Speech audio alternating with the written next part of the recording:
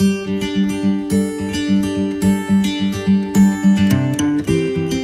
sahabat pembelajar. Assalamualaikum warahmatullahi wabarakatuh. Selamat pagi. Eh, kita bergabung kembali dalam acara obrolan cerdas tentang hukum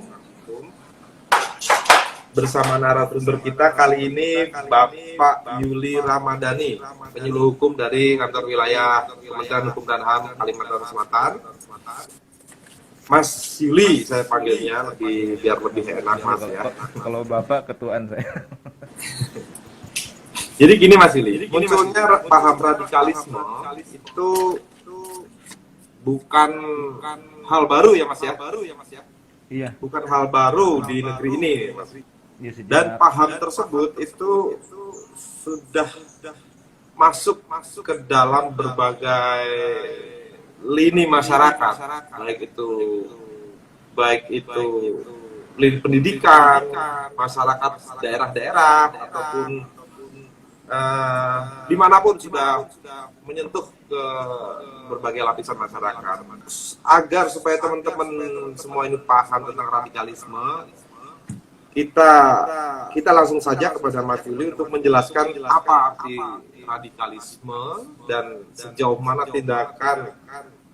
sebuah tindakan bisa digolongkan dalam radikalisme. Silakan. Baik, terima kasih Mas Fatah ya. Iya, memang paham radikalisme ini bukan sesuatu yang baru ya di Indonesia. Udah sejak dulu pun sudah ada gitu ya. Cuma memang berbeda-beda gerakannya, apa bentuknya gitu. Jadi radikalisme ini kalau dilihat dari segi bahasa itu dari bahasa Latin ya, radix, artinya akar. Nah kemudian akar. Kemudian kalau diartikan dari bahasa Inggris itu radikal, artinya ekstrim kan, ekstrim. Atau fanatik. Nah, radikalisme ini kan dari segi bahasa tadi, jadi tidak dulu pengertiannya bukan seperti sekarang kan. Bahkan di segala lini itu ada yang namanya radikal, itu ada. Di musik itu ada yang radikal kan, fanatik, musik rock, dangdut, ada yang radikal gitu kan. Kemudian di olahraga, nah ada yang radikal.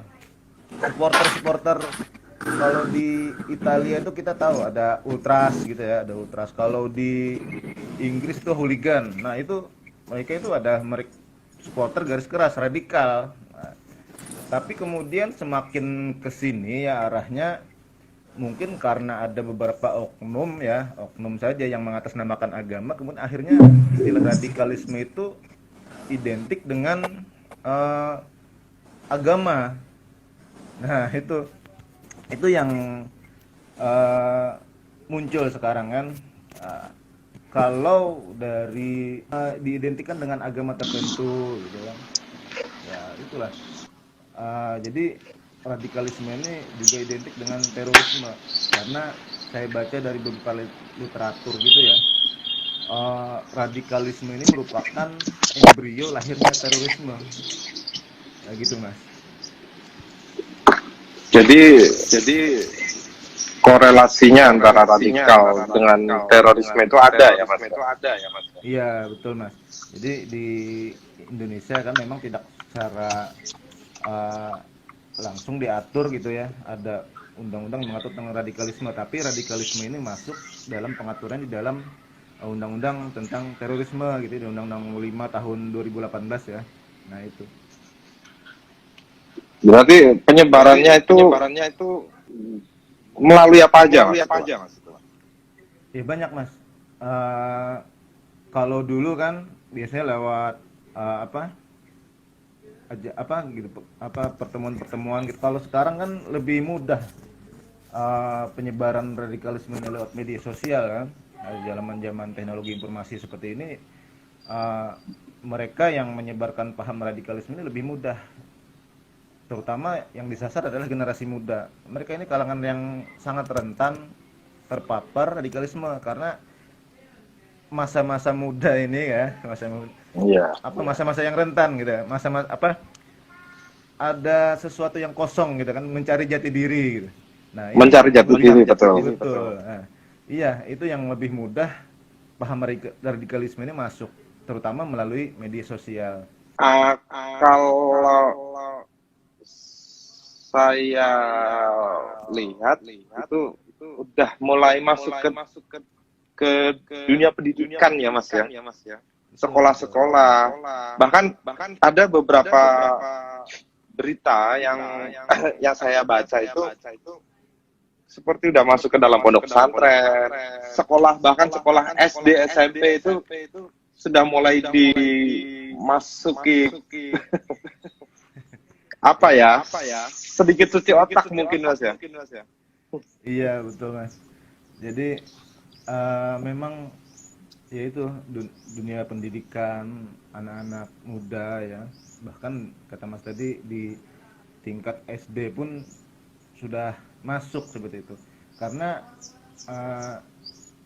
apa ya, kalau kita lihat ya dari sejarahnya, dari perkembangannya, memang ada beberapa faktor ya yang menyebabkan hal ini bisa cepat berkembang. Pertama masalah ekonomi gitu ya, masalah ekonomi. Ekonomi pasti. Iya, iya. Ada kodratnya manusia untuk bertahan hidup kan. Jadi ketika terdesak masalah ekonomi, maka bisa melakukan apa saja gitu kan. Nah, ada yang menawarkan sesuatu ya. Kita lihat kalau kejadian-kejadian teror bom gitu ya, pelakunya yang istilahnya pengantin gitu, mereka kan dijanjikan Pengantin. ya kan, pelaku bom bunuh diri gitu ya, mereka kan dijanjikan apa ya, didoktrin gitu ya, untuk jadi pengantin tuh mereka masuk surga, kemudian ya istilahnya mungkin keluarganya dijamin juga kan, seperti itu. Artinya cepat lah kalau ada seperti itu. Kemudian ada faktor psikologis ya, faktor psikologis juga. Jadi ada masalah keluarga, masalah dendam mungkin ya, bisa menyebabkan itu. Nah, kemudian kemudian ada pemahaman agama yang setengah-setengah. Nah, itu yang tanggung Mas ya. Kita ikut pengajian mungkin nggak lengkap, nggak baca kitabnya, tapi cuma dengar omongan aja sekilas udah langsung ditelan gitu kan, dalam berbulat, nggak dicerna, nggak tahu sejarahnya seperti apa kan, seperti itu. Itu mudah itu Mas ya, kalau di situ Mas ya. Iya, cepat sekali ya. Kalau isunya agama itu cepat sekali Mas. Nah, makanya kan sekarang yang rawan itu, kalau kata Mas bilang tadi, pesantren gitu kan ya. Ada cepat sekali kalau ada ajaran seperti itu, karena ya fanatik tadi Mas, fanatik dengan agama, dengan fanatik dengan agama atau ajaran-ajaran tertentu ya, seperti itu.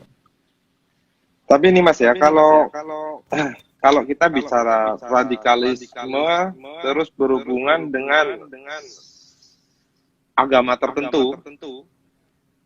Kalau di Indonesia kan kita mayoritas Islam, jadi kita kayak radikal itu Islam. Tapi di negara lain yang mayoritas bukan negara Islam, apakah ada radikalisme juga di sana yang maksudnya yang di agamanya radikal, tapi yang bukan dari Islam gitu. Kalau sepengetahuan saya ada sih, kita bisa lihat berita-berita itu kan, ada juga di luar negeri kan, bom gitu kan, yang disasar juga bahkan orang Muslim kan, berarti pelakunya bukan orang Muslim ya, agama yang lain, karena ya artinya ya itulah, sangat lekat dengan terorisme. Jadi yang mana radikal, teroris itu biasanya seperti itu. Pelaku radikalisme biasanya dicap sebagai teroris kan, seperti itu. Ya. Artinya di luar negeri juga kemarin yang kayak di Selandia Baru kan, penembakan jemaah di masjid gitu kan ya. Kemudian di tempat lain juga, mungkin saya lupa contohnya di mana gitu. Tapi ada lah. Artinya setiap agama juga ada yang radikal seperti itu. Bahkan tidak cuma umat Muslim. Tapi oknum ya, bukan umat secara keseluruhan. Iya. Oknum saja. Berarti radikalisme itu tidak harus dengan kekerasan ya Mas Yao? Iya, tapi untuk memaksa, untuk memaksa paham dia supaya dipercaya sama orang itu nggak harus dengan kekerasan dong Mas ya. Ya radikalisme Secara halus pun bisa identik dengan kekerasan. Ya kan, karena mereka ingin melakukan perubahan secara cepat, drastis gitu, menghalalkan segala cara kan. Artinya memang jalan kekerasan adalah yang ciri khas dari gerakan radikalisme ini. Sangat jarang melihat kalau pendekatan yang halus lembut kayak nggak terdengar, tapi kekerasan itulah jalan mereka. kekerasan memang Mas ya. Jadi supaya kita semua pendengar tahu bahwa apa sih ciri-ciri radikalisme itu? Menurut ini ya, menurut Badan Nasional Penanggulangan Terorisme (BNPT) itu ada 4 ciri orang yang terpapar gerakan radikalisme ini. Yang pertama yaitu mereka adalah intoleran. Jadi mereka tidak mau menghargai pendapat maupun keyakinan orang lain. Pokoknya keyakinan. Dan orang harus percaya. Iya, keyakinan mereka lah yang paling benar seperti itu. Sulit ya Mas. Iya. Kemudian yang kedua mereka fanatik. Selalu merasa benar sendiri dan yang lain salah. Oh, ya. Artinya yang sedikit-sedikit mengkafirkan orang lain. Nah, itu. Yang berbeda dengan mereka kafir gitu kan. Kemudian eksklusif. Mereka tertutup dan mengambil jarak dengan yang bukan kelompoknya. Makanya kita kalau di berita-berita itu kan pelaku teror itu, terduga teroris itu mereka jarang bersosialisasi dengan masyarakat di lingkungan tempat tinggalnya kan. Mereka tertutup. Menyendiri ya? Menyendiri. Berkomunikasi pun dengan kelompoknya seperti itu Mas ya? Iya, dengan kelompoknya saja. Kemudian mereka revolusioner. Itu ciri yang keempat, revolusioner. Mereka cenderung menggunakan tindak kekerasan untuk mencapai tujuan. Nah, itu yang jadi ciri khas mereka, radikal, garis keras seperti itu. Jadi cara adalah ciri khas utama dari mereka seperti itu. Jadi kalau ada sahabat pembelajar yang di lingkungannya ada orang atau kelompok dengan ciri-ciri seperti itu, lebih baik diapain ini Mas? Patut diduga. Ya, memang kita tidak bisa mengeneralisir ya. Tidak semua. Mungkin bisa aja kesamaan ciri-ciri, tapi belum tentu mereka adalah kelompok radikal. Tapi ya kita patut waspada juga. Jadi jangan ambil keputusan sendiri juga. Kalau ada seperti itu mungkin bisa dilaporkan ke aparat tempat. Ya, jangan kita menghakimi atau menilai. Kalau ada, belum tentu kan seperti itu sih. Atau memang ada sesuatu gitu kan. Atau kalau misalnya apa namanya Mas? Nah, kalau misalnya kita mau, kita mungkin bisa mendekati, kita peluk, bahasanya seperti itu ya Mas. Kita rangkul, kita buka, nah gitu. Kita masukkan dalam kegiatan-kegiatan masyarakat situ gitu Mas ya. Jadi mungkin itu peran komunitas, artinya masyarakat di sini sangat berperan. Jadi sangat berperan. Harus dibuka ruang yang kondusif bagi terciptanya suasana damai. Jadi jangan karena mereka punya ciri-ciri seperti kelompok radikal lalu dijauhi atau bahkan dimusuhi. Nah, kita harus itu justru akan menjadi. Iya, mereka bahkan bisa saja lebih jauh gitu kan. Iya. Jadi mereka mungkin jadi merasa saya tidak diterima di sini atau mungkin bagaimana gitu. Memang biasanya mereka sih cuek juga dengan kondisi sekitar ya, tidak, walaupun masyarakat sekitar tidak peduli, mungkin mereka biasanya cuek juga ya. Mereka eksklusif tadi, mereka merasa lingkungan mereka lah tempat mereka berada. Cuci otaknya itu yang eksklusif itu ya. Kalau di sini saya lihat secara umum, Mas Yudi tadi bilang bahwa munculnya radikalisme itu sumbernya dari faktor ekonomi, politik, sosial, psikologis, pendidikan dan sebagainya. Faktor paling dominan, faktor paling utamanya apa? Di antara faktor-faktor itu. Faktor utama yaitu faktor politik ya menurut saya. Sebenarnya politik Mas. Sebenarnya lebih mengarah ke sebenarnya politik ya, lebih dominan ke politik, tapi karena memang itu disangkut pautkan dengan ajaran agama tertentu, jadi ya faktor agama dan politik ini dominan. Jadi salah satu cara jalan untuk masuk mereka itu lewat agama, karena isu agama ini lebih sensitif, lebih dapat diterima oleh akal mereka. Karena kalau kita pandangan politik saja mungkin tidak se ekstrim tindakan itu, tapi kemudian ditambahkan dengan isu agama. Nah itu yang cepat merasuk ke dalam masyarakat.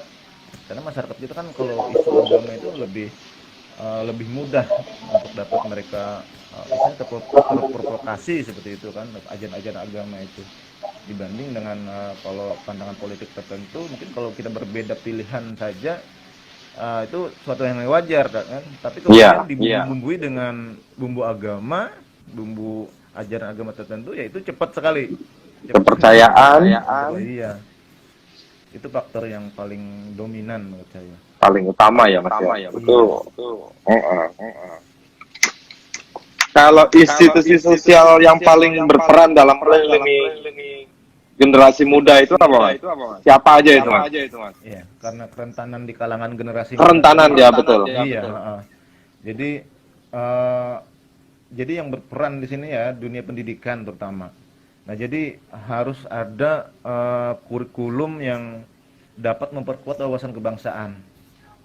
Jadi kalangan muda ini harus diajarkan atau ditanamkan nilai-nilai wawasan kebangsaan, sikap yang toleran. Kita kan dulu istilahnya ada pelajaran PMP ya, pendidikan moral Pancasila, sekarang PPKN, kewarganegaraan. Atau dulu ketika kita mau kuliah, masuk kuliah itu ada penataan P4, ingat Mas? Betul, penataan P4. Nah, nilai 1 minggu itu Mas. Betul, dapat sertifikat. Ya, dapat sertifikat wawasan Nusantara dan sebagainya itu. Bahkan butir-butir. Masih ada nggak Mas itu Mas sekarang? Kayaknya nggak ada lagi Mas, saya nggak pernah dengar. Udah nggak ada lagi ya? Bahkan saya udah nggak hafal lagi Mas butir-butir Pancasila, kalau dulu apa. Nah, itu harus itu wajib itu. Kalau nggak lulus itu. Nah itu yang mungkin harus.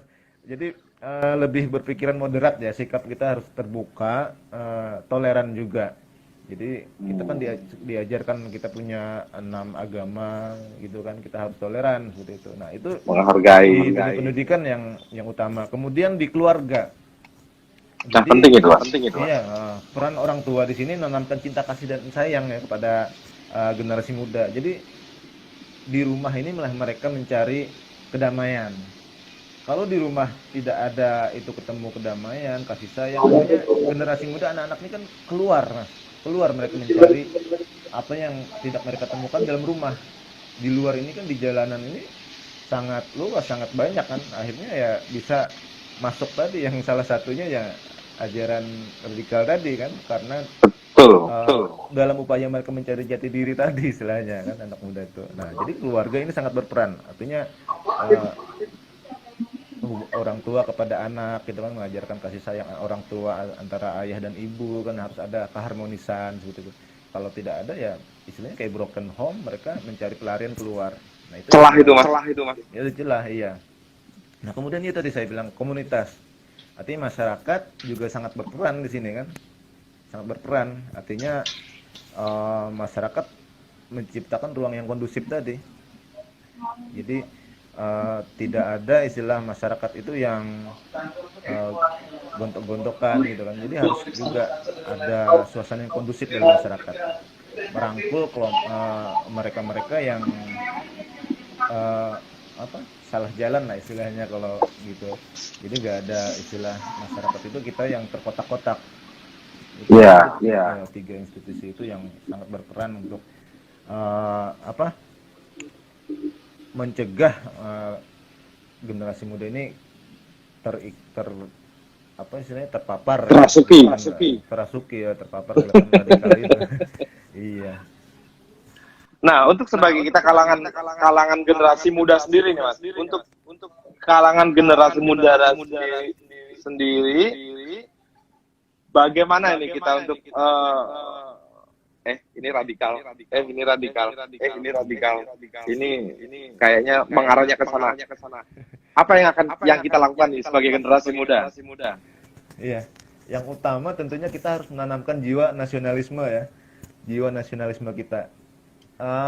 Kalau dulu ya kita, kalau perayaan 17 Agustus itu kan sangat ramai mas, sangat ramai. Sekarang kayaknya Biasa agak aja. ya, biasa aja kayaknya. Dulu kita, wah kalau ikut 17 Agustus itu upacara, wah wajib gitu kan. Nggak ada yang apa, bahkan merayakannya pun dengan macam-macam perlombaan. Itu sebenarnya kan bentuk-bentuk merayakan jiwa nasionalisme gitu kan, kebersamaan kita sebagai bangsa gitu. Sekarang makin makin kesini ya agak kurang saya lihat ya. 17 Agustus seperti adem ayem aja, bahkan sangat jarang ada, bahkan ada masyarakat yang tidak memasang bendera. Kalau dulu kan memasang bendera depan rumah saja, wah bangganya bukan main mas, Iya bangganya bukan betul. main. Sekarang ya sekadar kewajiban saja memasang bendera depan rumah kan. Kepantasan aja mas sekarang itu mas ya. Iya, karena takut ditegur aja. Kalau dulu kan memang karena kesadaran betul-betul. Bahkan setelah masang kita hormat bendera, wah bangganya bukan main, seperti pas Gibra saja. Kan? Nah itu. Kemudian kita juga dalam selain pendidikan formal ya perlu juga generasi muda ini pendidikan agama. Tapi itu jangan yang tanggung-tanggung, jangan setengah-setengah.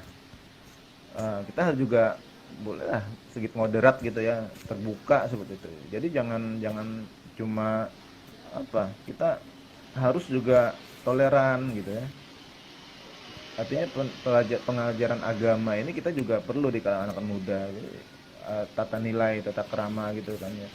Nah kemudian kita juga harus bisa membedakan yang mana hasutan, yang mana provokasi dari gerakan-gerakan radikal ini. Kita harus bisa menyaring gitu ya.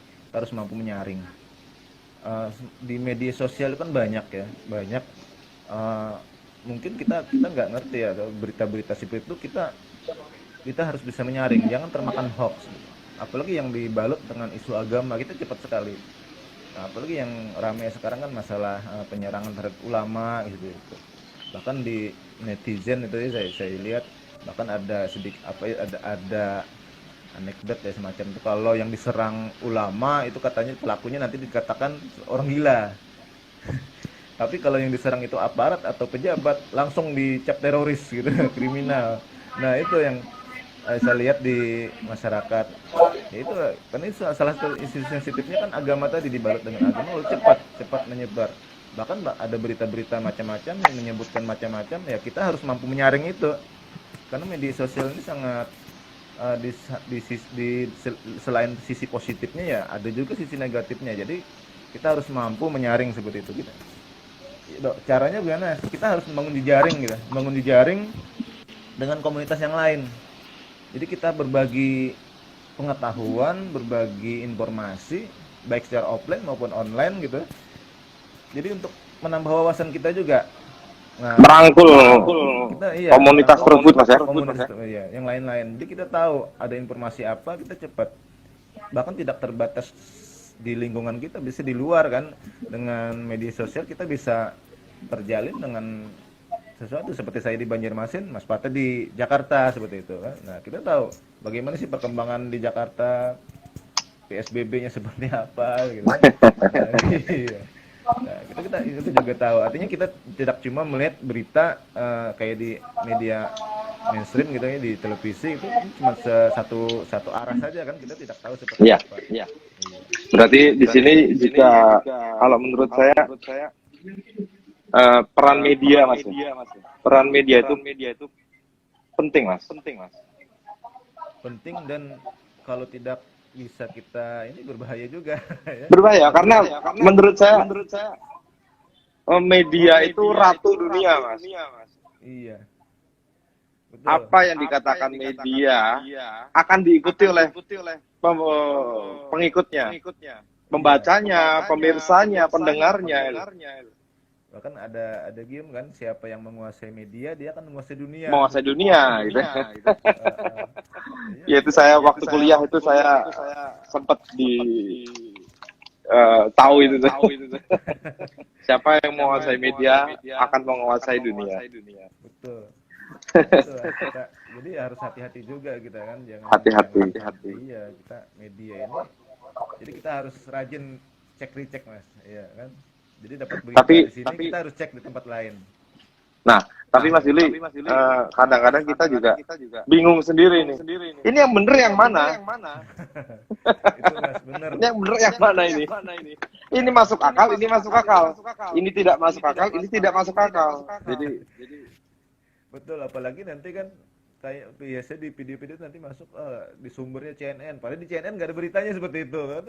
Orang kalau kita lihat sekilas percaya, langsung lihat, wah CNN sumbernya nih, percaya saja. Padahal kan belum tentu Belum itu CNN. tentu ya, Mas, Bisa ya. aja semua orang bisa masuk kan media. Terus nih Mas, pertanyaannya lagi nih. Dalam upaya pencegahan tindak terorisme, pemerintah itu melakukan langkah antisipasi secara terus-menerus, Mas, yang dilandasi dengan prinsip perlindungan HAM Iya. dan prinsip kehati-hatian. Undang-Undang Nomor 5 itu tahun 2018. Betul. Itu gimana, Mas? Jadi di Undang-Undang Nomor 5 itu ya, Undang-Undang 5 2018 itu tentang perubahan atas Undang-Undang Nomor 15 tahun 2003 2003. tentang Perpu Nomor 1 tahun 2002 tentang pemberantasan tindak pidana terorisme menjadi undang-undang. Jadi ada beberapa hal yang dapat dilakukan ya, yang dilakukan oleh pemerintah, diantaranya itu kesiapsiagaan nasional. Jadi suatu kondisi siap siaga untuk mengantisipasi terjadinya tindak pidana terorisme yang terencana. Nah, kemudian tindakan yang kedua adalah kontraradikalisasi. Jadi merupakan suatu proses yang terencana juga, terpadu, sistematis dan berkesinambungan yang dilaksanakan terhadap orang atau kelompok orang yang rentan. Nah, ini yang dilakukan oleh pemerintah, kontraradikalisasi. Kemudian yang terakhir adalah deradikalisasi. Iya, upaya yang dilakukan untuk menghilangkan atau mengurangi dan membalikkan pemahaman terorisme yang radikal, terorisme yang telah terjadi. Itu kepada mereka yang sudah terpapar ya, yang kemudian dibina seperti itu. Kalau kontra tadi kan kepada kelompok-kelompok radikal. Kelompok. Iya, bisa saja dengan penggunaan kekuatan militer seperti itu, seperti kelompok yang di Poso seperti itu beberapa waktu yang lalu ya. Artinya perlawanan secara langsung. Kemudian deradikalisasi, itu tadi terhadap mereka yang sudah dibina. Artinya kelompok-kelompok mereka yang ada sebagian yang sudah menyerahkan diri seperti itu kan, atau yang sudah disidang, ya itu ditanamkan di deradikalisasi, dihilangkan. Bisa kemana-mana. Oke, Mas Yuli sudah berbicara banyak tentang radikalisme dan kita semua tentunya sepakat akan melawan radikalisme bersama, Mas ya. Siap, Mas. Terima kasih sahabat membelajar, demikian obrolan cerdas tentang hukum kita kali ini. Dan apabila ada masukan-masukan atau apapun tentang acara ini, bisa melalui nomor 0809 1852 4646. Kita tunggu masukannya. Terima kasih. Assalamualaikum warahmatullahi wabarakatuh. Selamat siang, salam pembelajar.